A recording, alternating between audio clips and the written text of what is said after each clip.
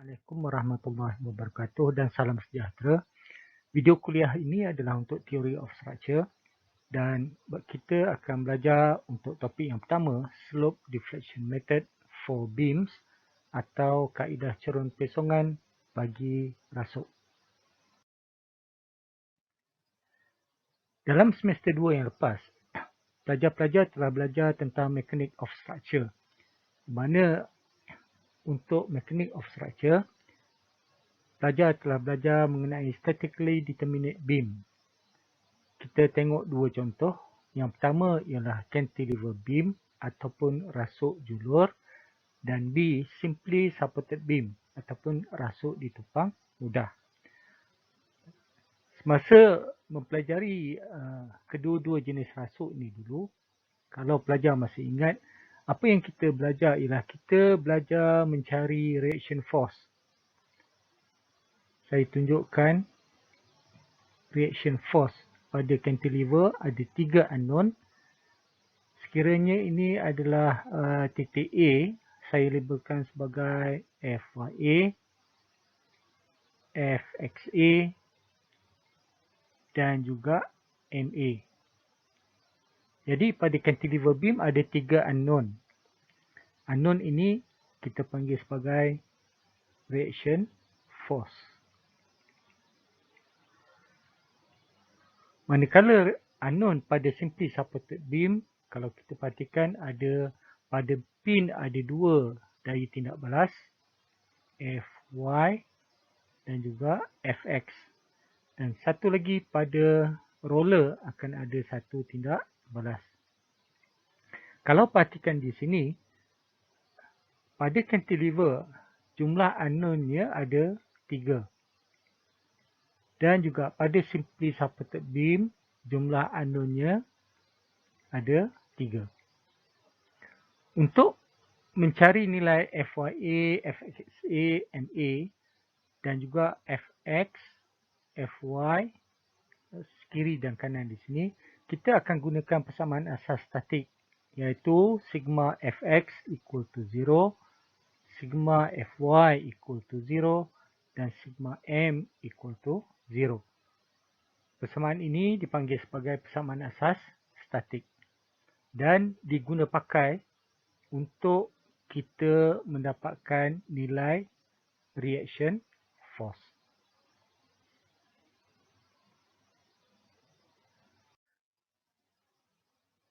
Dalam Theory of Structure, kita akan belajar mengenai statically indeterminate beam, di mana untuk statically indeterminate beam, jumlah unknown-nya mestilah lebih daripada 3. Kalau perhatikan contoh rasuk di bawah ini, continuous beam, ada 1, 2, 3, 4 dan 5 unknown. Maka rasuk ini dikategorikan sebagai statically indeterminate. Disebabkan ianya indeterminate, maka kita tidak boleh menggunakan persamaan asas statik iaitu sigma Fx equal to 0, sigma Fy equal to 0, sigma M equal to 0. Kita tak boleh gunakan persamaan ini untuk mencari reaction force dalam statically indeterminate. Jadi untuk mengira daya tindak balas ini, kita kena gunakan kaedah yang lain. Pertama dipanggil slope deflection method.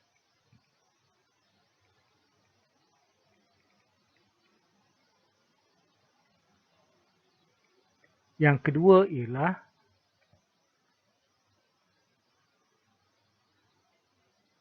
moment distribution method.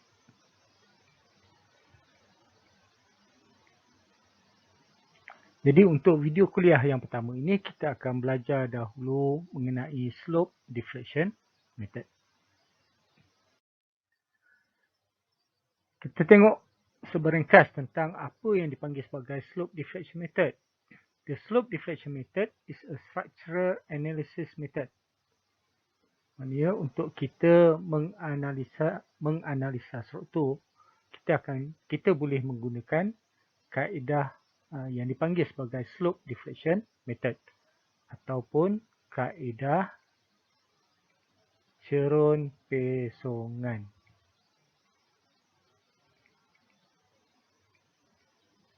So dalam slope deflection method ini, apa yang kita buat ialah kita akan menulis equilibrium equation for each node. Node di sini bermaksud penyokong. Ya, penyokong beam in terms of the deflection and rotation. So kita akan menulis persamaan. Kita akan menulis persamaan pada setiap penyokong itu dengan mengambil kira deflection dan juga rotation. Jadi dalam kaedah slope deflection method ini, apa yang kita cari sebenarnya, kita akan mengira moment. Kita akan mengira moment. Setengah buku dia gunakan istilah moment akhir. Final moment. Baik. Kita tengok formula bagi slope deflection method. Untuk slope deflection method, hanya ini saja formulanya. Hanya ini saja formula bagi slope deflection method. Iaitu MAB sama dengan 2EI bahagi L darabkan dengan 2 theta A plus theta B minus 3 delta bahagi L plus FEM AB. Baik. Sebelum saya terangkan apa formula ini, kita tengok dulu gambar rajah sebelah kiri. Katalah ada satu continuous beam dan kita ambilkan dua penyokong. Satu penyokong A dan satu lagi penyokong B. Kita bagi tumpuan di sini. Perhatikan bila dikenakan beban, rasuk ini katalah penyokong B ini tadi dia turun ke bawah. Disebabkan beban yang dikenakan, B ini turun ke bawah. Ini sebagai teori ya. Ini sebagai teori. Dalam keadaan sebenarnya dia tak akan turun sebegini. Baik. Beam ini akan melentur. Ditunjukkan lenturannya. Dan pastikan pada titik A di sini akan ada moment yang bertindak. Dan dilabelkan sebagai MAB. Ini ialah moment. Kemudian pada titik B, pastikan di sini ada moment yang bertindak dilabelkan sebagai MBA. So MAB bermaksud moment pada titik A ke B dan MBA bermaksud moment titik B ke A. Perhatikan dalam gambar rajah ini ditunjukkan theta A dan ditunjukkan juga theta B. Dan satu lagi simbol ialah simbol delta. So apa dia theta ini? Theta ialah slope dan delta itu ialah deflection. Slope ialah kecerunan dan deflection ialah pesongan. Untuk kita gunakan slope deflection method, apa yang perlu kita buat ialah pada penyokong A dengan B ini kita akan keluarkan dia seperti gambar rajah di bawah. Dan kemudian pada penyokong A, yang mana penyokong A ini adalah roller, kita akan gantikannya dengan fixed end. Kita akan tukarkan dia menjadi penyokong fixed end. Apabila penyokongnya ditukarkan kepada fixed end, pada titik A, moment yang bertindak di situ akan dipanggil sebagai fixed end moment. Perhatikan dalam gambar rajah di atas tadi, MAB itu adalah moment dan gambar rajah di bawah ialah FEM, fixed end moment. So moment ini bertindak dalam keadaan yang berbeza. Ya. Kalau tadi pada masa penyokong A itu adalah roller dan kemudian kita tukarkan menjadi fixed end. So, moment pada A sekarang ialah FEM AB dan pada B, momennya ialah FEM BA. Pastikan ada formula di situ. Untuk yang sebelah kiri, negatif WL square bagi 12. Untuk sebelah kanan, positif WL square bagi 12. Baik. Untuk MAB, formula untuk slope deflection method ialah 2EI bagi L darab 2 theta A plus theta B tolak 3 delta bagi L tambah FEM AB. Perhatikan di sini ada MAB, di sini ada FEM. Manakala untuk MBA formulanya ialah 2EI darab 2 theta B plus theta A tolak 3 delta bagi L tambah FEM BA. Jadi untuk slope deflection method, ini adalah formula yang akan diguna pakai. Untuk fixed end moment, untuk memudahkan pelajar-pelajar, saya berikan jadualnya. Jadualnya boleh dirujuk nanti di sini.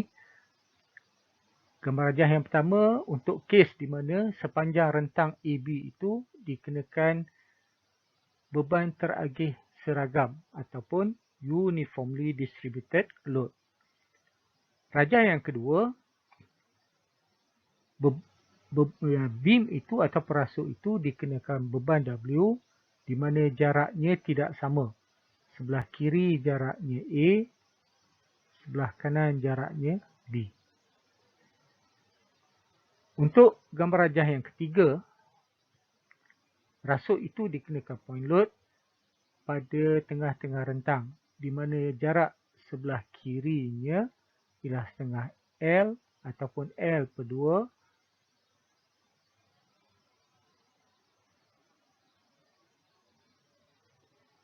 dan sebelah kanannya juga adalah jarak L per 2.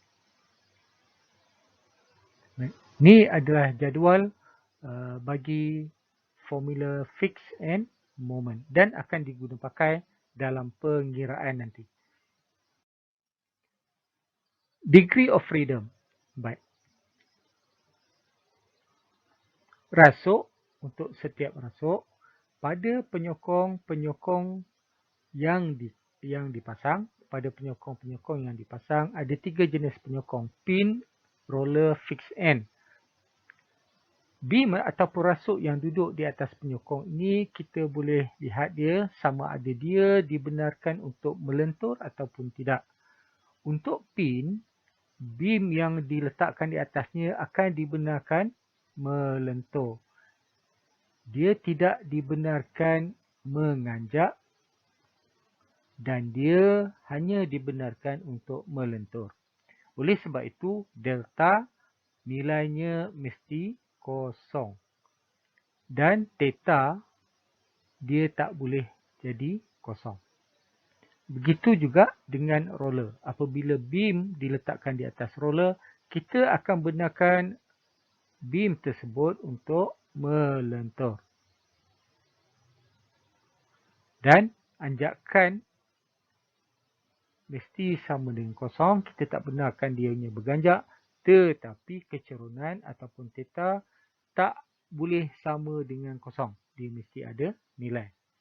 Tetapi untuk fixed end, rasuk itu tidak dibenarkan melentur pada penyokong.